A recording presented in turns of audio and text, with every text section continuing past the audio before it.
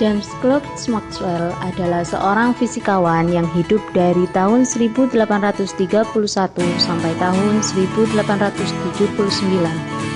Dia adalah orang yang pertama kali mengemukakan hipotesisnya mengenai gelombang elektromagnetik. Menurut hipotesis Maxwell, medan listrik yang berubah-ubah akan menimbulkan medan magnet yang berubah-ubah pula.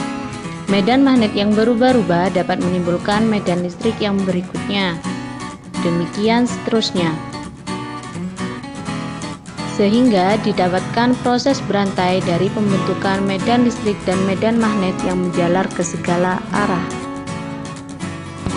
Hipotesis itu dapat dibuktikan kebenarannya secara eksperimen oleh Heinrich Hertz dengan penemuan gelombang radio. Penemuan Maxwell dan Hertz ini membuktikan bahwa gelombang elektromagnetik merupakan gelombang transversal, yaitu arah getaran tegak lurus terhadap arah hambatannya.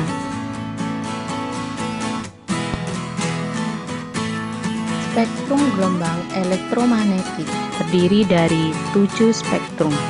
Semakin besar frekuensi gelombang elektromagnetik, maka akan semakin kecil panjang gelombangnya. Jika diurutkan dari panjang gelombang terbesar, maka gelombang elektromagnetik terdiri dari sinar gamma, sinar X, sinar ultraviolet, cahaya tampak, sinar inframerah, gelombang mikro, dan gelombang radio.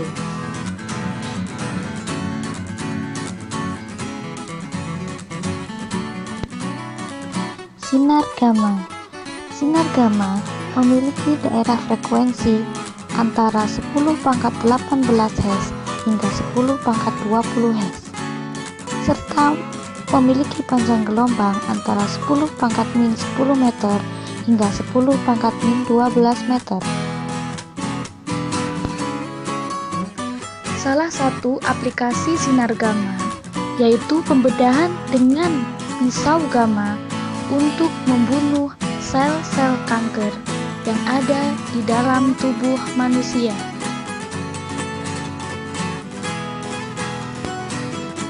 Sinar X. Sinar X memiliki daerah frekuensi 10 pangkat 16 sampai 10 pangkat 18 Hz atau daerah panjang gelombang 10 pangkat min 8 sampai 10 pangkat min 10 meter. Salah satu aplikasi sinar X adalah foto rongsen. Sinar ultraviolet. Jika kita mengamati galaksi, yang dapat kita lihat adalah cahaya tampak, namun sebenarnya adalah sinar ultraviolet. Johann Ritter melakukan percobaan dengan menggunakan sebuah kotak yang diberi celah supaya cahaya dapat masuk. Di dalam kotak tersebut terdapat prisma dan kertas fotografik. Dan saat dibiarkan beberapa hari, ternyata terdapat bagian yang berwarna hitam pada kertas fotografik itu. Ternyata setelah diamati, itu disebabkan oleh sinar ultraviolet. Sinar ultraviolet ada pada radius panjang gelombang 400 nanometer sampai 10 nanometer. Sinar ultraviolet terdiri dari UVA, UVB, dan UVC. Cahaya tampak dari matahari melewati atmosfer dapat sampai di bumi.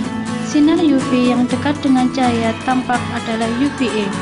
UVA merupakan gelombang terpanjang dari sinar ultraviolet. UVB merupakan sinar panas, untungnya UVB diserap oleh lapisan ozon.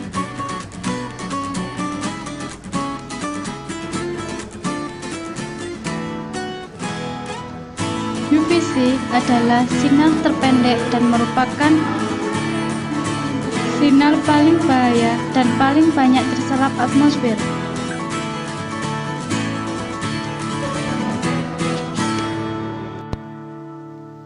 Cahaya tampak. Cahaya tampak memiliki daerah frekuensi 10 pangkat 12 hingga 10 pangkat 15 Hz. dengan panjang gelombang antara 10 pangkat min 5 meter hingga 0,5 kali 10 pangkat min 6 meter. Sinar inframerah. Sinar inframerah memiliki daerah frekuensi antara 10 pangkat 8 Hz hingga 10 pangkat 12 Hz dengan panjang gelombang 10 pangkat min 2 meter hingga 10 pangkat min 5 meter. Salah satu aplikasi dari sinar inframerah adalah FTIR MOS yang merupakan generasi terbaru dari MOS yang menggunakan sinar inframerah. Gelombang mikro. Seperti yang kita ketahui, gelombang mikro dapat mengubah biji jagung menjadi popcorn, mengukur kelajuan dari jarak jauh dan juga sebagai pengaplikasian video call di handphone. Selanjutnya, mari kita cari tahu lebih banyak tentang microwave. Gelombang mikro ukuran relatifnya adalah sebesar penggaris dengan ukuran 1 mm. Panjang gelombang dari gelombang mikro berada di antara gelombang radio dan gelombang inframerah. Gelombang mikro biasa diaplikasikan di badan geologi, yaitu dalam pengukuran kecepatan angin, suhu, cuaca di suatu daerah.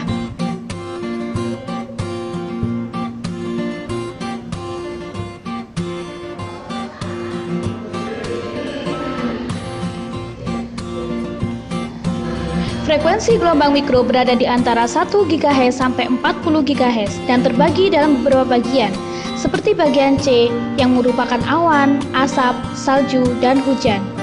Gelombang mikro C biasa digunakan untuk mengukur banyaknya es di kutub yang mencair setiap harinya.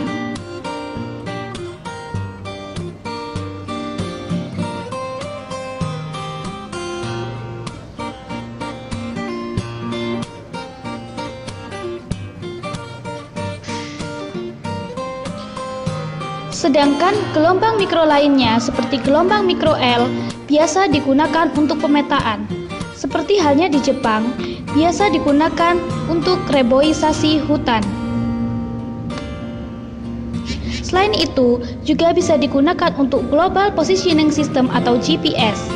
Para ilmuwan juga sering mengkombinasikan beberapa gelombang elektromagnetik seperti gelombang radio dan sinar X untuk penelitian debu kosmik, seperti penelitian supernova G1,9 plus 0,3 yang memanfaatkan sinar X, gelombang radio, dan gelombang mikro.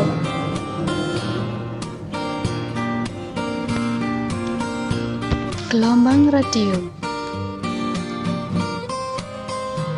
Pada tahun 1894, Marconi pertama kali menemukan transmisi radio dan mengirimkan sinyal radio ke luar angkasa. Sinyal tersebut melewati bintang Sirius pada tahun 1903, bintang Vega pada tahun 1919, dan bintang Regulus pada tahun 1971. Sinyal tersebut melewati lebih dari 1000 bintang. Penerima sinyal yang baik mampu menangkap sinyal yang diberikan dengan baik pula.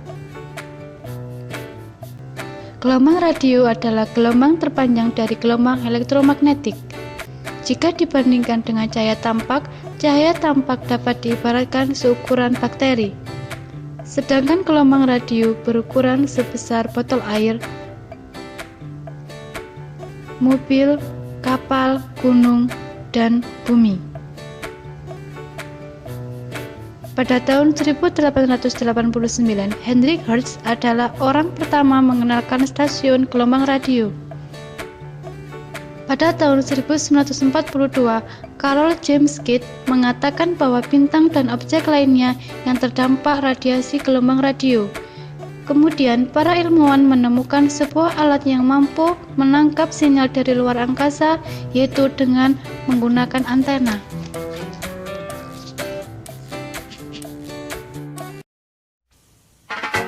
Saturday morning, jumped out of bed and put on my best suit. Got in my car and raced like a jet all the way to you. Knocked on your door with heart in my head to ask you a question, 'cause I know that you're an old-fashioned man. Yeah. Can I have your daughter for the rest of my life? Say yes. blessing to